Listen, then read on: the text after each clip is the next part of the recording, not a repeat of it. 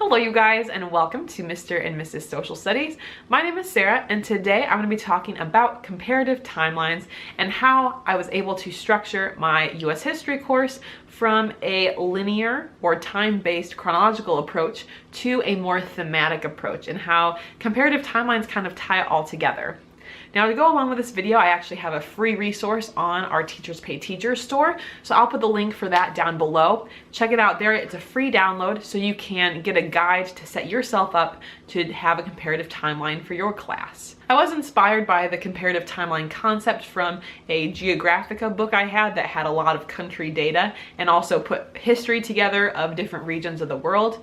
But basically, a comparative timeline helps you compare different sort of themes that are happening at the same time. And what I did, I'll put some examples here on the screen for you to take a look, but I divided my US history course into themes such as presidents, war, power, migration, innovation, culture, local history, etc. And on the bottom of the timeline, students put the dates, the time period. Our course went from 1850 to, I had them write 2020 just for present day. It was in 10-year increments. And we went through section by section, plotted the points, and it was a great way for students to kind of match up. Okay, so here we have this person was president when this war was happening, and this was the effect on culture. Like, there were a lot of different overlaps that students were able to understand better because of this timeline.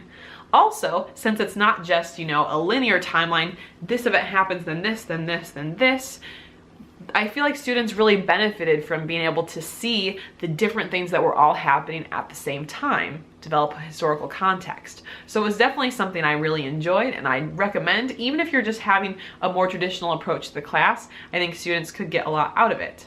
Now, that being said, with a thematic approach, how do you kind of get started doing that?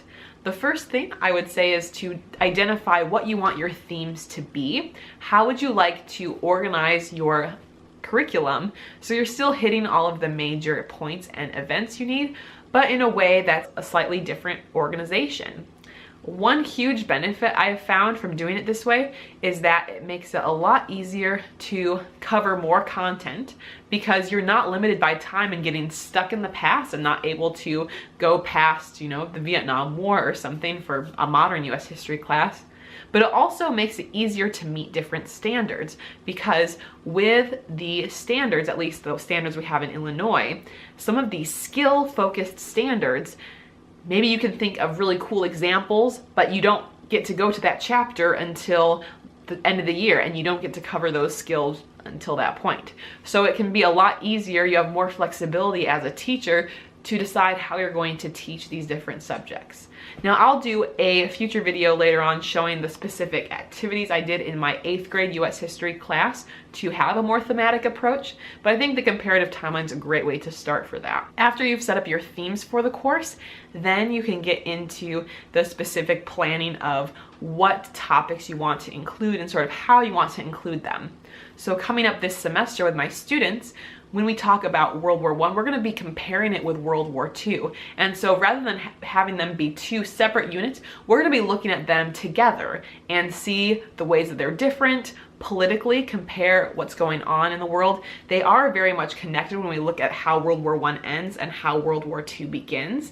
And so I think that it will give us some flexibility there when we're looking at those different events. So deciding how you're going to teach them, and then I think it gives you a lot of flexibility. Think about how you want to use the timeline.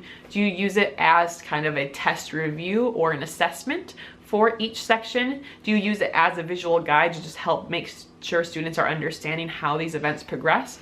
It's really up to you to decide how you want to use it. But I'm hoping that you'll find the comparative timeline approach is really helpful for you, especially with history classes, looking at maybe a fresh way to teach history or to structure your classroom.